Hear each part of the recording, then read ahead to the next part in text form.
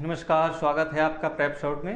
Indian history की इस series में हम बातें कर रहे थे आपका इंडियन नेशनल मूवमेंट के बारे में। देखिए, इंडियन नेशनल मूवमेंट के अब हम अंतिम पड़ाव पे हैं। इससे पहले मैंने first round table conference and second round table conference, ठीक है, उनके बारे में बातें की थी। मैंने बातें की थी कि Poona pact, Gandhi G versus Bhimrao Ambedkar, क्या उनके बीच में समझौता हुआ, क्या बातें हुई, ये सारी बातें हुई थी। ठीक है, मैंने बातें की थी कि 1939 में फॉरवर्ड ब्लॉक की एस्टेब्लिशमेंट हुई थी बाय द नेताजी सुभाष बोस। वो क्यों हुई थी, क्या क्या उसके रीजंस थे। अब हम आगे बातें करेंगे। अब हम आए हैं आगे, तो क्या था कि अब हम पहुंच जाते हैं 1940 के करीब, यानी 1940 के करीब। और यहाँ पे ब्रिटिश की तरफ से क्या होता है कि एक ऑफर आता है, जिस प्रस्ताव कहें, ठीक है, तो इसको बोलते हैं हम अगस्त ऑफर या अगस्त प्रस्ताव। ये आता है आपका 8 अगस्त 1940 को। ठीक है, क्यों आता है? जो वायसरॉय की जो गवर्निंग बॉडी होती है, एग्जीक्यूटिव काउंसिल होती है, उसमें अधिक से अधिक इंडियंस को इंक्लूड करने के लिए प्रस्ताव आता है। ठीक है, लेकर कौन आते हैं इसको? ये बनाया जाता है उस टाइम पे जो वायसरॉय होते हैं, लॉर्ड लिनलिथगो। तो वायसरॉय लिनलिथगो क्या करते हैं कि एक्सपेंशन करते हैं अपनी एग्जीक्यूटिव काउंसिल का, और वायदा करते हैं कि भाई हम इसमें अधिक से अधिक जो है इंडियंस को इंक्लूड करेंगे। तो ये जब बातें, ये सुझाव जब दिया जाता है, तो उस टाइम के दोनों ही दल, जो मुख्य दल होते हैं, मुख्य पार्टीज होती हैं, कांग्रेस और मुस्लिम लीग। कौन कौन सी होती हैं? Congress and Muslim league. ये क्या करती हैं? दोनों ही इसको डिनाई कर देती हैं कि भाई इसको एक्सेप्ट ही नहीं करती, अस्वीकार कर देती हैं। तो ये डिनाई कर देती हैं इसको। ठीक है, तो अब क्या होता है, जैसे ही ये इसको डिनाई करती हैं, तो फिर उसके बाद यहाँ पे क्या है कि यहाँ तक आते आते जो ब्रिटिश गवर्नमेंट होती है, उधर क्या होता है कि ब्रिटिश जो पार्लियामेंट होती है, उस वहाँ पे एक पार्टी होती है जिसका नाम है लेबर पार्टी। ठीक है, लेबर पार्टी जब वहाँ पे जो है ना अपना जो इलेक्शन कैंपेन करती है, उसमें बार बार ये वायदा करती है कि भाई हम जो है ना जल्द से जल्द जो पावर ऑफ ट्रांसफर है वो इंडिया को देंगे। तो उधर से भी के ऊपर आता है। फिर क्या आता है कि 42 के टाइम पे उधर सेकेंड वर्ल्ड वॉर स्टार्ट हो जाता है, और इधर क्या है कि स्वतंत्रता की जो मांग है भारतीयों की, वो प्रबल स्वरूप ले लेती है। तो इसके बीच जो है ना ब्रिटिश सरकार एक रास्ता निकालने का प्रयास करती है, जिसको हिस्ट्री में क्रिप्स मिशन के नाम से जाना जाता है। तो अब हम बात करते हैं क्रिप्स मिशन की। चलिए, तो बातें करते हैं क्रिप्स मिशन।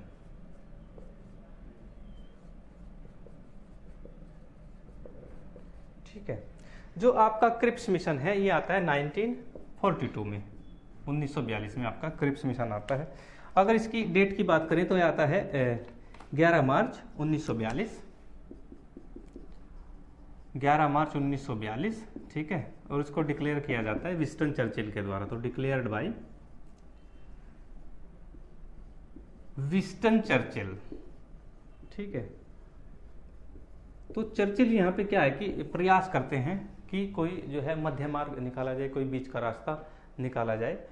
तो इसमें जो है ना कुछ सुझाव होते हैं क्रिप्स के। ठीक है, तो ये क्या करते हैं कि एक निगोशिएटिंग एग्रीमेंट करने का प्रयास करते हैं, किनके साथ में? इंडियंस के साथ में। तो क्रिप्स क्या करते हैं? क्रिप्स करते हैं कि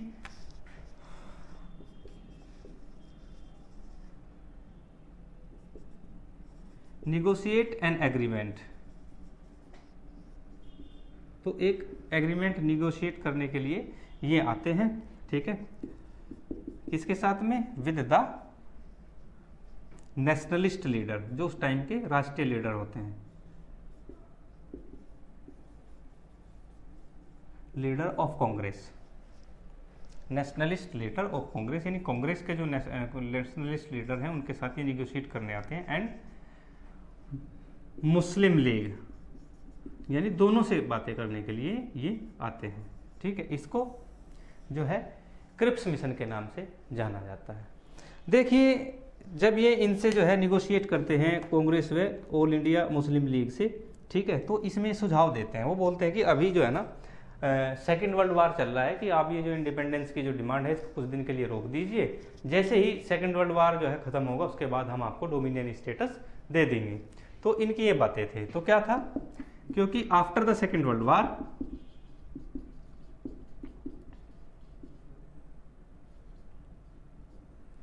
ठीक है, तो ये क्या करेंगे, ये बोला कि इन्होंने कि हम डोमिनियन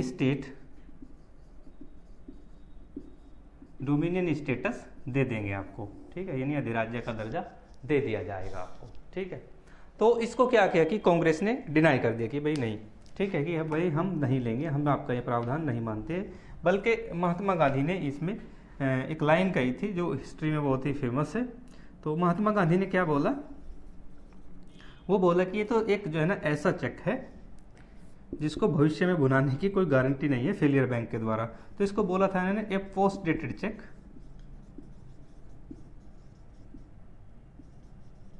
ठीक है, विदड्रॉन ए फेलियर बैंक। तो ये महात्मा गांधी ने बोला, ठीक है। अगर हम बात मोहम्मद अली जिन्ना की करें तो मोहम्मद अली जिन्ना ने क्या किया कि उन्होंने भी इसको एक्सेप्ट नहीं किया। उन्होंने बोला कि इसमें जो पाकिस्तान की जो डिमांड की बात है वो तो है ही नहीं। तो आपके जो मोहम्मद अली जिन्ना हैं इन्होंने भी इसको जो है नेगलेक्ट कर दिया कि भाई हम नहीं लेंगे, हम आपकी बातें नहीं मानते हैं, क्योंकि इसमें डिमांड ऑन पाकिस्तान का कोई जिक्र नहीं है। तो डिमांड ऑन पाकिस्तान की कोई बात नहीं थी इसमें, ठीक है। तो इन्होंने इसे एक्सेप्ट नहीं किया। तो ऐसे ही क्रिप्स मिशन क्या है कि फेल हो जाता है। इसके बाद जो है गांधी जी को बहुत गुस्सा आता है, और गुस्से आने के बाद अब वो एक मूवमेंट चलाते हैं जिसको बोलते हैं क्विट इंडिया मूवमेंट या भारत छोड़ो आंदोलन। तो अब हम बातें करते हैं भारत छोड़ो आंदोलन की, ठीक है। चलिए अब हम बातें क्या करते हैं, भारत छोड़ो आंदोलन।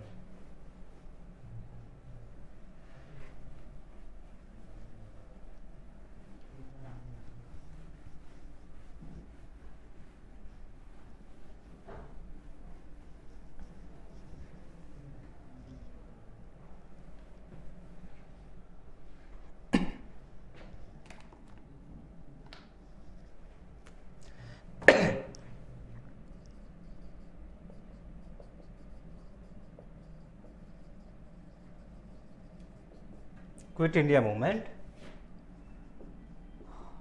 भारत छोड़ो आंदोलन।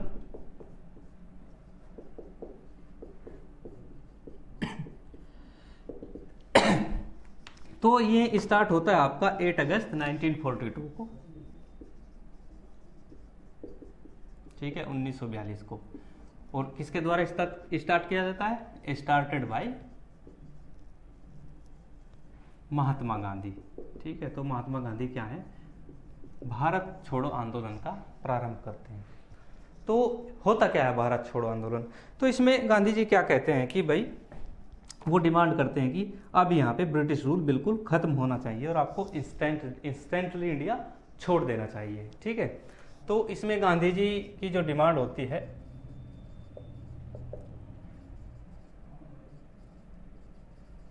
Gandhi ji demanded to end British rule in India, ठीक है। और कहते हैं कि इंस्टेंटली लीव इंडिया, कि जल्द ही आपको इंस्टेंटली आपको जो है इंडिया छोड़ना पड़ेगा। तो ये डिमांड होती है गांधी जी की, भाई आप छोड़ दीजिए और चले जाइए, यहाँ पे भारत छोड़ो आंदोलन प्रारंभ हो जाता है, ठीक है। उधर धीरे धीरे क्या होता है कि जो आपकी लेबर पार्टी होती है ब्रिटेन में, ठीक है, तो वो उधर जो है धीरे धीरे इमर्ज कर रही होती है। तो ब्रिटेन पर उधर से भी जो है थोड़ा प्रेशर होता है। इसी बीच जो है मद्रास के एक जाने माने लीडर होते हैं कांग्रेस के, वो एक फॉर्मूला लेकर आते हैं जिसका नाम होता है CR फॉर्मूला या राजाजी फॉर्मूला। चलिए उसके बारे में बातें कर लेते हैं। CR formula,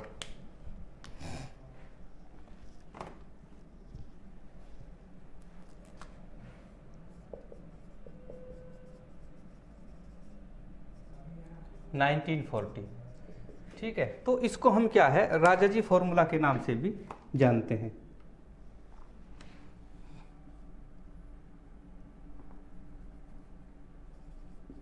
also known as Rajaji formula, ठीक है, ये भी आपको ध्यान रखना है। इसको हम राजाजी फॉर्मूला के नाम से भी जानते हैं।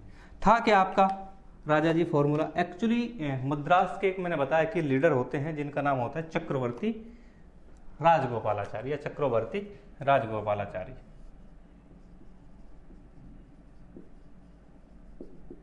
ये इन्हीं का फॉर्मूला होता है राजगोपालाचारी का, जो बाद में भारत के फर्स्ट वायसरॉय ऑफ इंडिया भी बनते हैं। ठीक है, राजगोपालाचारी ये एक्चुअली मद्रास से लीडर होते हैं कांग्रेस के। ठीक है, तो ये फॉर्मूला देते हैं किसको, कांग्रेस और मुस्लिम लीग को। चलिए क्या होता है फॉर्मूला जानने का हम प्रयास करेंगे। तो एक साइड में होगा आपका कांग्रेस, इंडियन नेशनल कांग्रेस, और दूसरी side all India Muslim league. ठीक है, तो ये दोनों पार्टियों के बीच जो है एक समझौता कराने का प्रयास किया जाता है चक्रवर्ती राजगोपालाचारी के द्वारा। तो ये क्या करते हैं, ये बोलते हैं कि जो मुस्लिम मेजोरिटी रीजन्स हैं, ये कहते हैं मुस्लिम लीग के लिए कि आपके जो मुस्लिम मेजोरिटी रीजन है,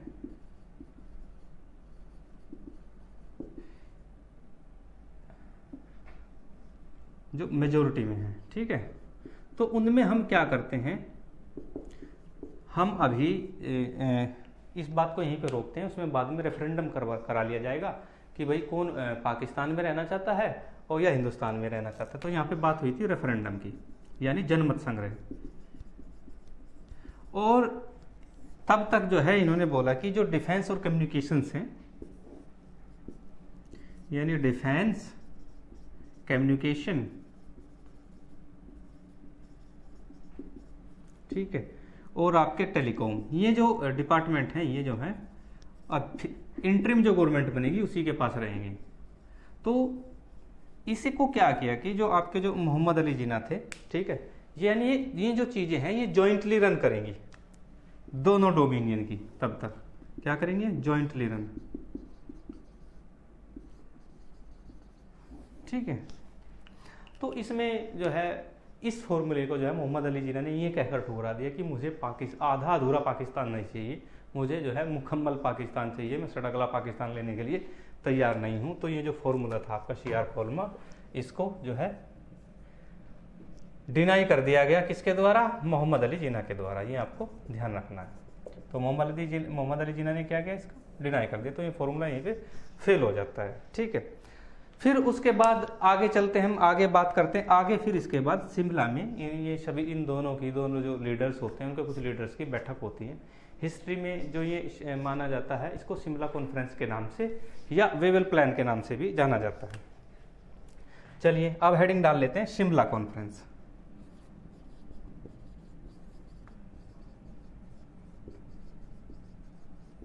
कब हुई थी, 1945 में, 1945 में। कहाँ पे, वॉयस रीगल लॉज, यानी वॉयस रॉय का जो लॉज था रहने का शिमला में, जब वो गर्मियों में शिमला रहते थे, वहां पे हुई थी। ठीक है, तो स्थान है वॉयस रीगल लॉज शिमला।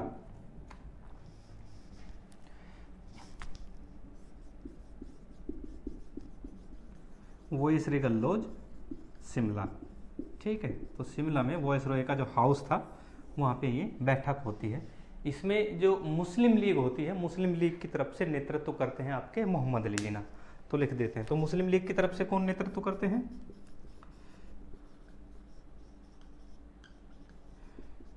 तो मोहम्मद अली जिन्ना करते हैं। ठीक है, और अगर हम बात इंडियन नेशनल की कांग्रेस की करें तो इधर से करते हैं मौलाना अबुल कलाम आजाद। इंडियन नेशनल कांग्रेस की तरफ से कौन करते हैं, मौलाना अबुल कलाम आजाद। ये आपको ध्यान रखना है। तो यहाँ पे बहस होती है जिसका कोई डिस्कशन नहीं निकलता, और जो मोहम्मद अली जिन्ना होते हैं वो इनको जो है प्लान बताते हैं। ठीक है, इसको हम वेवेल्स प्लान के नाम से भी जानते हैं, इसको यहाँ वेवेल योजना के नाम से भी जाना जाता है। आपको कंफ्यूज नहीं होना, दोनों एक ही बातें हैं। यहाँ पे मैं लिख देता हूँ वेवेल योजना। तो लेकिन इसका कोई रिजल्ट से परिणाम नहीं आता है, तो ये भी योजना फेल हो जाती है। ठीक है, अब हम आगे चलते हैं। आगे आता है आपका कैबिनेट मिशन 1946। उसके लिए हमको इसको मिटाना पड़ेगा। चलिए अब हम बात करते हैं कैबिनेट मिशन की।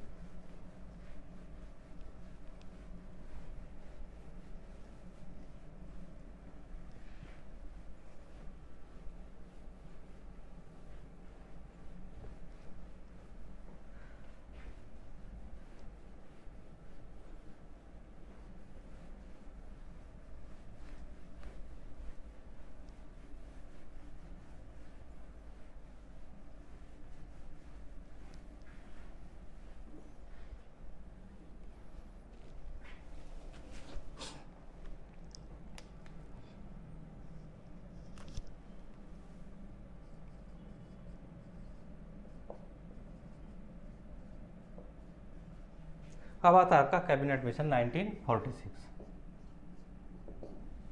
ठीक है, तो जो आपका कैबिनेट मिशन है 1946, वहाँ पे क्या होता है अब मैंने आपको बताते आ रहा हूँ कि धीरे धीरे वहाँ की जो लेबर पार्टी होती है वो इमर्ज होती रहती है, लेकिन 1946 तक आते आते ब्रिटेन में क्या होती है कि वहाँ पे जो लेबर पार्टी होती है उनकी सरकार बन जाती है। किसकी? लेबर पार्टी जो है अपनी गवर्नमेंट बना लेती है। ठीक है, और उस गवर्नमेंट में जो है उनके जो लॉर्ड क्लीमेंट एटली हैं वो प्राइम मिनिस्टर बनते हैं। तो लिख लेते हैं, क्लीमेंट एटली क्या बनते हैं? वो प्राइम मिनिस्टर बन जाते हैं वहाँ के। ठीक है, और इन्होंने वायदा किया था कि जैसे मेरी गवर्नमेंट आएगी मैं जो है जल्द से जल्द जो है ट्रांसफर ऑफ पावर इंडिया के लिए दूंगा, यानी इंडिया को पावर ट्रांसफर करूंगा। तो यहाँ पे ये क्या करते हैं कि जो क्लीमेंट एटली है, भारत में राजनीतिक जो द्वंद्व चल रहा था उसको सॉल्यूशन निकालने के लिए ये एक कैबिनेट जो है इंडिया भेजते हैं। ठीक है, इंडिया में एक कैबिनेट भेजते हैं। तो यही जो है कैबिनेट हिस्ट्री में कैबिनेट मिशन 1946 के नाम से जाना जाता है। यहाँ पे वो सरकार बनाने के लिए भारत के जो लीडर्स होते हैं उनसे बातें करने के लिए आते हैं, जो कैबिनेट मिशन होता है। ठीक है, क्या करने के लिए आते हैं? To discuss the transfer of power. तो कैबिनेट मिशन का जो मेन जो पर्पस है वो क्या था? To discuss the transfer of power.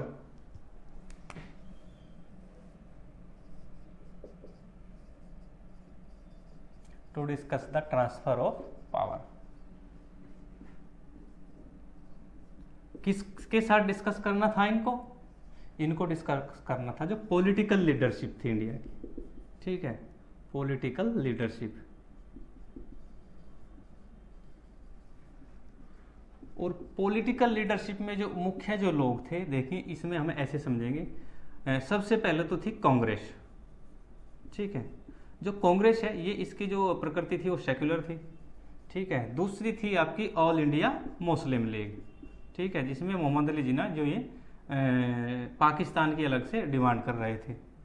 ठीक है, तीसरी बातें की थी इन्होंने BR अम्बेडकर से, वो जो दलित मूवमेंट के लीडर थे। ठीक है, तो ऐसे जो पॉलिटिकल लीडरशिप थी इनसे बातें करने के लिए ये लोग आए थे।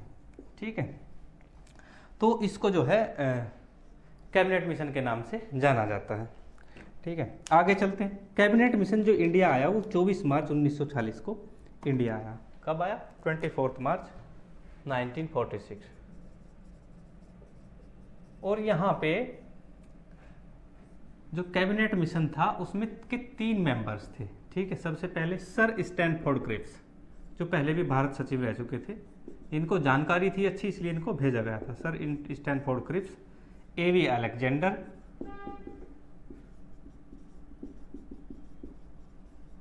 ठीक है, और जो तीसरे थे आपके वो थे सर पैथिक लॉरेंस। ये 3 व्यक्ति जो हैं यहाँ पे भेजे गए थे आपके, आपको ध्यान रखना है। इसको जो है इस कैबिनेट को कैबिनेट मिशन के नाम से जाना जाता है, भारतीयों के पास हल ढूंढने के लिए। लेकिन इनको कोई हल नहीं मिला यहाँ पे, तो इन्होंने अपनी जो है रिकमेंडेशन दी। ठीक है, क्या रिकमेंडेशन थी? सबसे पहले रिकमेंडेशन थी कि इन्होंने पाकिस्तान की मांग को ठुकरा दिया कि ऐसी कोई आवश्यकता ही नहीं है इंडिया में कि जहाँ पे पाकिस्तान नाम का कोई न्यू स्टेट बना दिया जाए। तो इस जो कैबिनेट मिशन था इन्होंने क्या किया? पहला इन्होंने जो सेपरेट जो पाकिस्तान था, यानी पृथक पाकिस्तान की जो मांग थी उसको इन्होंने क्या किया? इन्होंने डिनाई कर दिया कि नहीं, इसकी आवश्यकता नहीं है। दूसरा इन्होंने क्या किया कि सभी प्रोविंशियल स्टेट जितने भी हैं, यानी जो रियासतें हैं, जितने भी प्रिंसली स्टेट, प्रोविंशियल स्टेट नहीं, प्रिंसली स्टेट, जो प्रिंसली स्टेट हैं आपकी, प्रिंसली स्टेट और प्लस जो ब्रिटिश प्रोविंसेस हैं, इनको मिलाकर जो है एक यूनियन ऑफ इंडिया बनाया जाए। ये इनकी रिकमेंडेशन थी। क्या बनाया जाए? यूनियन ऑफ इंडिया, यानी एक अखंड भारत, अखिल भारत जो है भारतीय संघ का निर्माण किया जाए। ये इनकी रिकमेंडेशन थी। इनकी जो रिकमेंडेशन थी कि भारत को जो है एक संघ बनाया जाए जिसमें जितनी भी प्रिंसिपल स्टेट हैं उनको ऐड किया जाए, प्लस जितने भी ब्रिटिश प्रोविंसेस हैं यानी जो अंग्रेजी प्रांत हैं उनको शामिल करके एक यूनियन ऑफ इंडिया बना दिया जाए। साथ ही संविधान सभा के लिए तीसरी जो रिकमेंडेशन थी इनकी वो मैं यहाँ पे लिख देता हूँ कि एवरी 10 लाख जो पॉपुलेशन है यानी प्रत्येक 10 लाख जनसंख्या पर, ठीक है, जो है एक रिप्रेजेंटेटिव इलेक्ट किया जाए यानी एक प्रतिनिधि, यहाँ पे लिख देता हूँ, रिप्रेजेंटेटिव को इलेक्ट किया जाए, एक प्रतिनिधि चुना जाए जो संविधान सभा में 10 लाख की जो पॉपुलेशन है उनका प्रतिनिधित्व करे और संविधान सभा का गठन तब किया जाए। बहुत अच्छी रिकमेंडेशन थी कैबिनेट मिशन की, लेकिन ये जो है आपकी पास नहीं हो सकी। फिर उसके बाद जो है अगस्त 1946 को जब ये पास नहीं होती है तो फिर जो है अगस्त 1946 को जो वेवेल्स होते हैं, अगस्त 1946 में यहाँ के जो वॉइसरॉय ऑफ इंडिया होते हैं, वॉइसरॉय ऑफ इंडिया कौन होते हैं? वॉइसरॉय ऑफ इंडिया वो होते हैं आपके लॉर्ड वेवेल। ये क्या करते हैं, ये अंत में आके क्या बोलते हैं कि ये पंडित नेहरू को इंटरिम गवर्नमेंट बनाने के लिए इनवाइट कर लेते हैं। क्या करते हैं, लिख देते हैं, इंटरिम गवर्नमेंट के लिए यानी अंतरिम सरकार जिसको बोलते हैं, किसको बुलाते हैं? टू इनवाइट पंडित नेहरू यानी पंडित जवाहरलाल नेहरू को जो है इनवाइट कर लिया जाता है और यहाँ पे बनाई जाती है पहली बार अंतरिम सरकार। अब कहेंगे कि इसमें मोहम्मद अली जिन्ना का क्या रोल रहा? देखिए, मोहम्मद अली जिन्ना ने इस सरकार का हिस्सा नहीं बने। क्यों नहीं बने? क्योंकि उन्हें पंडित जवाहरलाल नेहरू से छोटा या उनके बराबर का पद जो है से कम में वो नाराज हो जाते। अब सबसे बड़ा जो पोस्ट थी वो तो प्राइम मिनिस्टर की थी जो पंडित नेहरू को ऑलरेडी दे दी गई, तो इसलिए उन्होंने सरकार से दूर रहने का फैसला किया। और दूसरे जो व्यक्ति थे जो सरकार में शामिल नहीं हुए, कौन थे? वो थे महात्मा गांधी। उन्होंने जो है अब जो है सरकार में उन्होंने बोला कि मेरा काम खत्म हो गया है, आप सरकार बनाएं और सरकार में रहें। ठीक है, तो दो व्यक्ति जो है इंटरिम गवर्नमेंट का हिस्सा नहीं बनते हैं। चलिए, अब जो इंटरिम गवर्नमेंट है उस पर थोड़ा सा देख लेते हैं इंटरिम गवर्नमेंट में कौन किस किस को क्या क्या डिपार्टमेंट मिला। थोड़ा सा इंटरिम गवर्नमेंट की स्ट्रक्चर हम फॉर्म कर लेते हैं। ठीक है, चलिए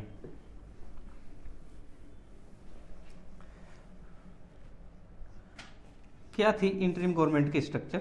चलिए,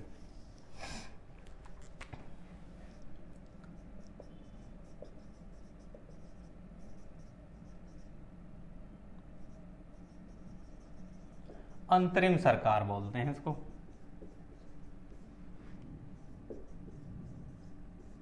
ठीक है, अंतरिम सरकार। चलिए, सबसे पहले हम चलते हैं, सबसे पहले आते हैं आपके पंडित जवाहरलाल नेहरू या पंडित नेहरू कहें। ठीक है, इनको क्या दिया जाता है? इनको दिया जाता है, इनके जो पद होता है प्राइम मिनिस्टर। ठीक है, और प्राइम मिनिस्टर के साथ साथ इनको जो है जो पोर्टफोलियो दिए जाते हैं, जैसे आज दिए जाते हैं। ठीक है, आज भी हम इसी जो है थ्योरी पर काम करते हैं। आज भी जो हैं जो हमारे प्रधानमंत्री हैं उनके पास बहुत सारे पोर्टफोलियोज होते हैं, विभाग जिनको बोलते हैं। ठीक है, वो दिए जाते हैं। तो इनको दिया गया था कॉमनवेल्थ और फॉरेन अफेयर्स। कॉमनवेल्थ और फॉरेन अफेयर्स। ठीक है, तो ये दिया गया पंडित नेहरू को। दूसरा अगर हम बात करते हैं, दूसरे आते हैं आपके सरदार वल्लभ भाई पटेल।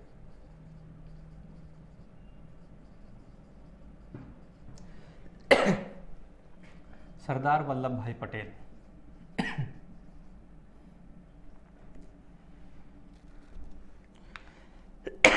इनको दिया जाता है होम मिनिस्ट्री यानी होम और information and broadcasting. Information and broadcasting. ठीक है, उसके बाद आते हैं आपके नेक्स्ट बलदेव सिंह। थर्ड है आपके बलदेव सिंह। ठीक है, जो बलदेव सिंह हैं आपके, ठीक है, इनको क्या दिया जाता है, बलदेव सिंह को डिफेंस मिनिस्ट्री लिख देते हैं, डिफेंस मिनिस्ट्री, ठीक है। उसके बाद नेक्स्ट जो आते हैं, नेक्स्ट आते हैं फोर्थ पे आपके जॉन मथाई, इनको दिया जाता है इंडस्ट्रियल मिनिस्ट्री, उद्योग मंत्रालय और नागरिक आपूर्ति यानी सिविल सप्लाई। चलिए, इंडस्ट्री और सिविल सप्लाई, ठीक है। नेक्स्ट चलते हैं, फिर आते हैं आपके फिफ्थ पे आते हैं लियाकत अली खान, ठीक है। जो लियाकत अली खान है वो मुस्लिम लीग के जिन्ना के बाद दूसरे सबसे बड़े लीडर माने जाते हैं, ये आपको ध्यान रखना है, लियाकत अली खान, ठीक है। करनाल प्रिंसली स्टेट के जो हैं नवाब थे लियाकत अली खान, और मुस्लिम लीग के बड़े लीडर लियाकत अली खान। इस पे मैं लिख देता हूँ यहाँ पे, ये ऐसे समझ जाना, ये किससे संबंधित थे, मुस्लिम लीग से, ठीक है। तो जो लियाकत अली खान है मुस्लिम लीग के, इनको जो है दिया जाता है फाइनेंस मिनिस्ट्री, ठीक है। आगे चलते हैं, आगे आते हैं सिक्स्थ नंबर पे आते हैं आपके चक्रवर्ती राजगोपालाचारी। चलिए,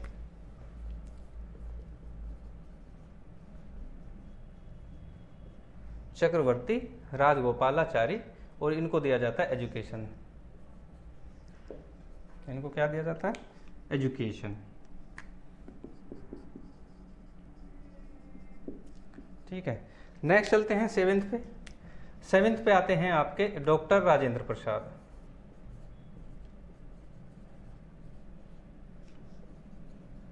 डॉक्टर राजेंद्र प्रसाद, ठीक है।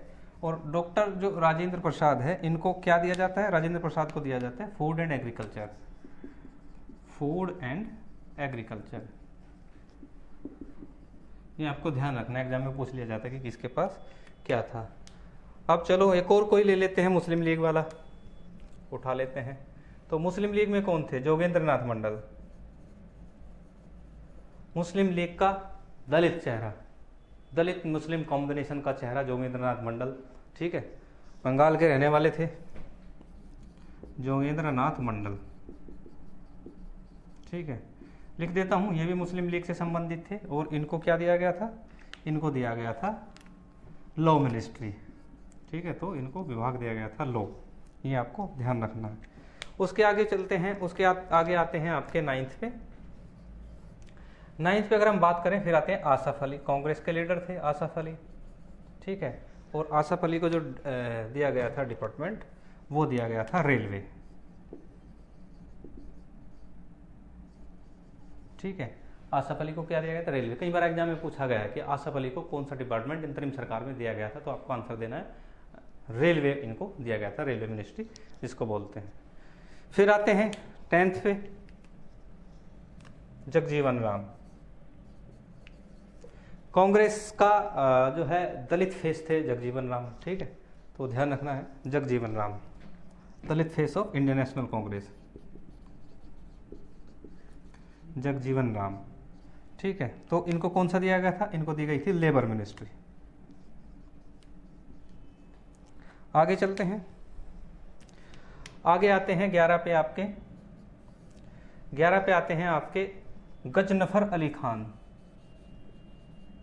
गजनफर अली खान,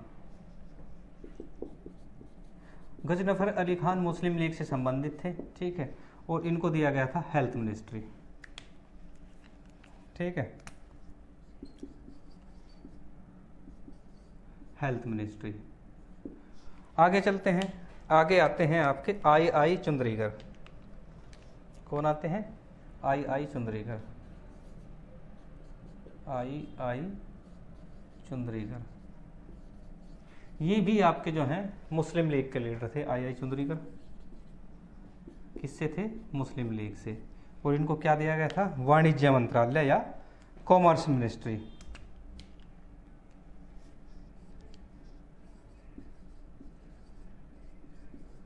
ठीक है।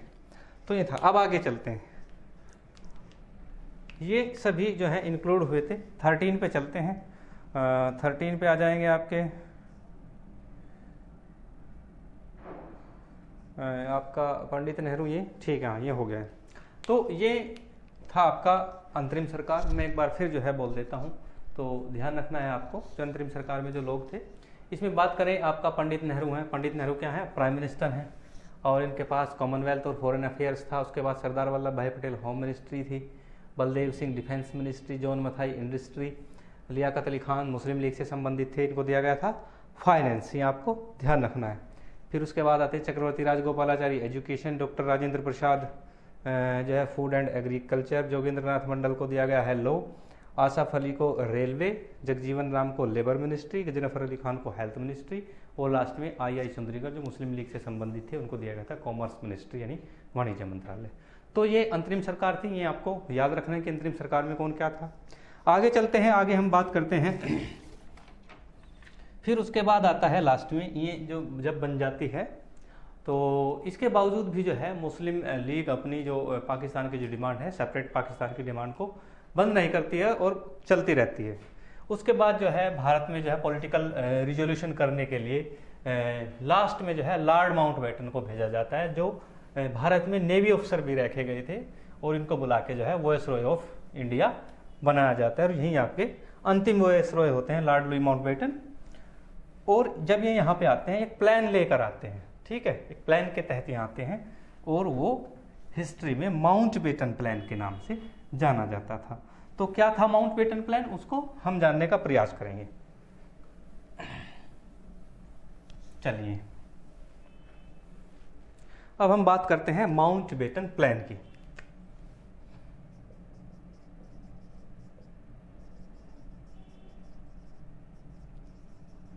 ठीक है, माउंटबेटन प्लान, जो आपका माउंटबेटन प्लान है ये 3 जून 1947 से 3 जून 1947 को स्टार्ट होता है, लाया जाता है आपका माउंटबेटन प्लान। तो जो लॉर्ड लुई माउंटबेटन है, मैंने बताया था कि भारत में पॉलिटिकल रिजोल्व करने के लिए जो है माउंटबेटन को भेजा जाता है, क्योंकि माउंटबेटन यहाँ पे जो है नेवल ऑफिसर के रूप में कार्य करके गए थे, अच्छी तरह भारत को जानते थे, इसलिए इनको भेजा जाता है कि जो है सर जी आप जाइए और देख लिए। तो स्पेशली जो है रिजोल्व द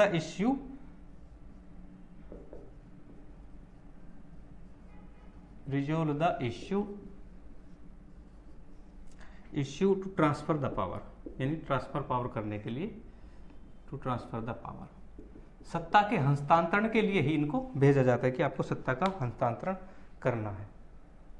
तो लास्ट में जब ये सभी लोगों से बात कर लेते हैं, बात करने के बाद ये जो है ना एक ऑल इंडिया रेडियो पे एक वक्तव्य देते हैं। उसमें कहते हैं कि मुझे कहने में बेहद दुख हो रहा है कि भारत का एक ही जो है निर्णय निकलता है, एक ही डिसीजन है, वो है पार्टीशन। बिना विभाजन के हम सत्ता का हस्तांतरण नहीं कर सकते। तो यहीं पे जो है पार्टीशन हो जाता है, 2 स्टेट बनते हैं, एक इंडिया और एक भारत। तो अब इनका जो है प्लान क्या था वो मैं आपको बता देता हूँ। देखो, भारत को इन्होंने जो है ना 3 तरीके से डिवाइड किया था। एक तो इन्होंने थ्योरी दी थी यूनियन ऑफ इंडिया की, ठीक है, यूनियन ऑफ इंडिया। दूसरा, भारत में जो है ना जगह जगह ना 600 से ऊपर 500 से ऊपर जो है ना इंडिया के अंदर प्रिंसली स्टेट थी। तो इंडियन प्रिंसली जो स्टेट थी एक था वो, ठीक है। और तीसरा इन्होंने दिया था पाकिस्तान, अलग पाकिस्तान, ठीक है।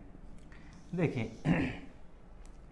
पाकिस्तान को जो है भारत का वेस्टर्न और ईस्टर्न का जो हिस्सा था वो दे दिया गया था कि ईस्टर्न वाला और वेस्टर्न वाला जो मुस्लिम मेजोरिटी है जहाँ जहाँ पे, तो जो मुस्लिम मेजोरिटी वाला जो पार्ट था, मुस्लिम मेजोरिटी,